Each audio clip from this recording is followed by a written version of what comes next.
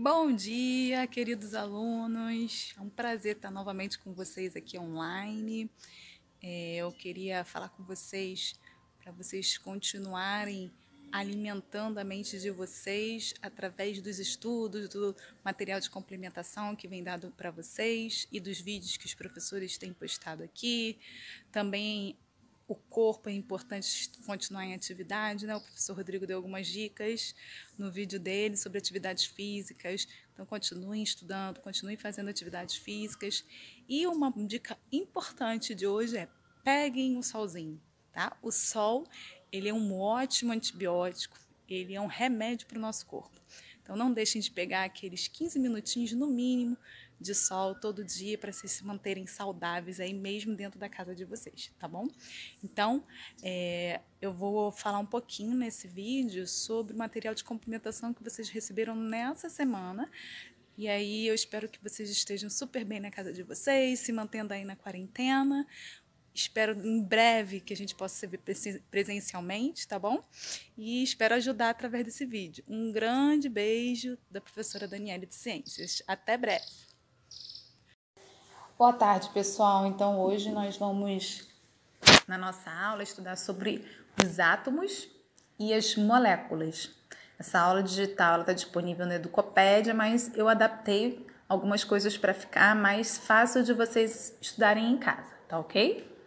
Só para a gente relembrar um pouquinho que a gente viu na aula passada, depois vocês vão olhar a apostila de complementação nas páginas 23 e 27, que lá ele vai relembrar sobre os estados físicos da matéria, né? Que nós vimos que são 3 estados físicos: sólido, líquido e gasoso, e esses estados físicos vão depender do grau de agitação das moléculas.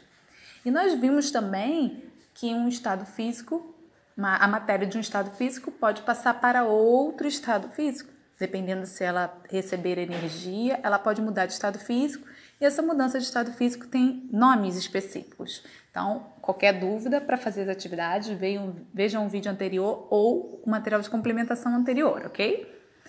Nessa aula, nós vamos estudar sobre os átomos. E por que é importante a gente conhecer sobre os átomos? Porque tudo hoje que nós temos como evolução de tecnologia, depende exclusivamente das descobertas científicas. Então, se nós temos hoje aparelho celular, se nós temos hoje a internet, foi porque houve descobertas científicas antes. E o átomo foi algo muito importante nas descobertas científicas. Mas como que essa estrutura do átomo foi descoberta? Bom, só para relembrar que a gente viu antes da quarentena, que matéria é tudo que ocupa um lugar no espaço, tem massa. Então, tudo que existe à nossa volta é considerado matéria. E essa matéria, ela pode ser dividida. Então, dando um exemplo aqui de um mamão, a gente pode cortar um mamão em vários pedaços. Mas certo cientista, ele se perguntou: até que ponto a gente pode cortar esse mamão até chegar à menor partícula existente que é formada o mamão, que é formado o mamão? Bom, então eles começaram a pesquisar justamente isso. O átomo, né, essa palavra átomo, o A na frente significa negação, não, e tomo, partícula. Então, seria uma partícula indivisível.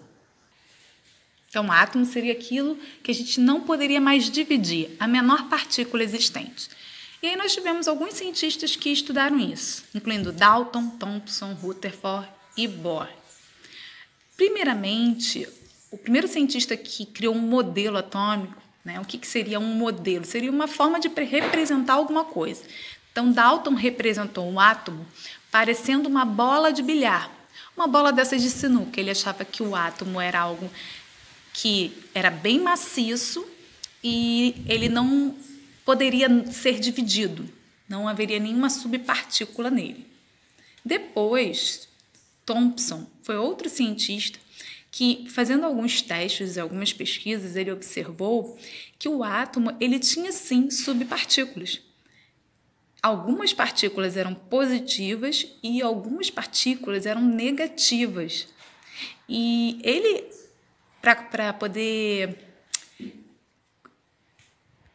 para poder ilustrar como seria esse átomo, ele disse que seria semelhante a um pudim de passas. A massa do pudim seria a carga positiva e as passas em cima seria a carga negativa. Então, ele achava que o átomo era algo maciço e formado de duas cargas elétricas, uma positiva e uma negativa.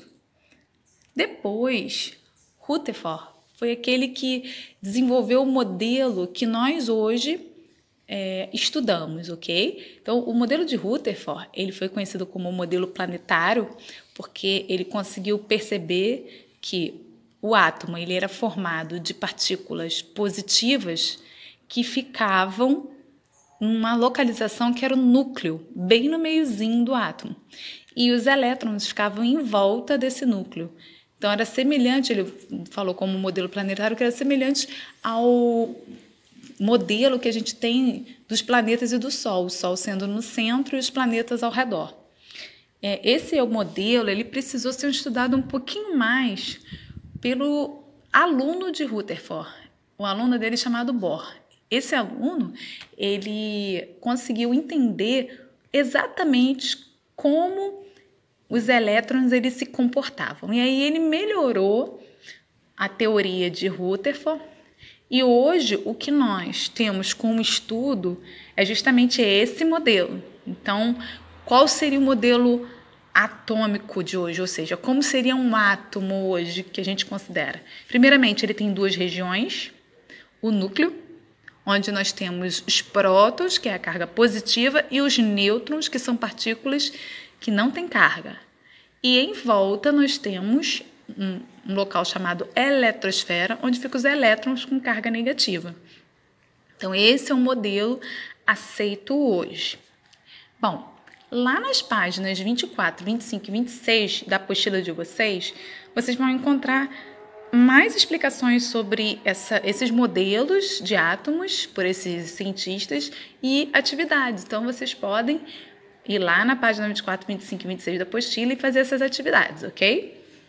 Bom, depois vocês vão na apostila de vocês, na página 22, e vocês vão ver lá uma representação de uma matéria que é formada por átomos.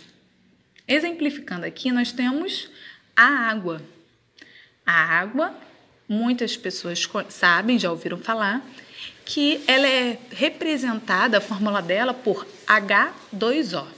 Então, a água, a fórmula da água é H2O. Mas o que significa H2O?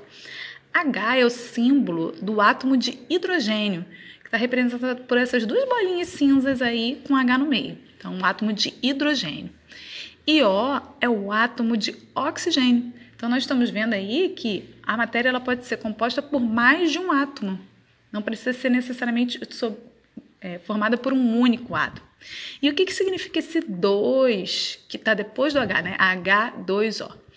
2 significa a quantidade de átomos que tem. Então, ó, H2 significa que eu tenho 2 átomos de hidrogênio, que está representado por essas duas bolinhas. E o oxigênio, que não tem número nenhum depois dele, depois da letra, significa que só tem um átomo, tá? Sempre que não tem número, é um átomo só. Então, a água é formada de um átomo de oxigênio e 2 de hidrogênio, que formam a molécula da água. Bom, pessoal, esse seria, então, o fim da nossa aula. O resuminho vocês têm aí, que mostra sobre a matéria, que é formada por átomos, o átomo que significa não divisível, porém a gente hoje sabe que ele é sim divisível, ele é formado de subpartículas com cargas elétricas diferentes. E vimos também as diferentes concepções dos cientistas, de Dalton, de Thomson, de Rutherford e de Bohr.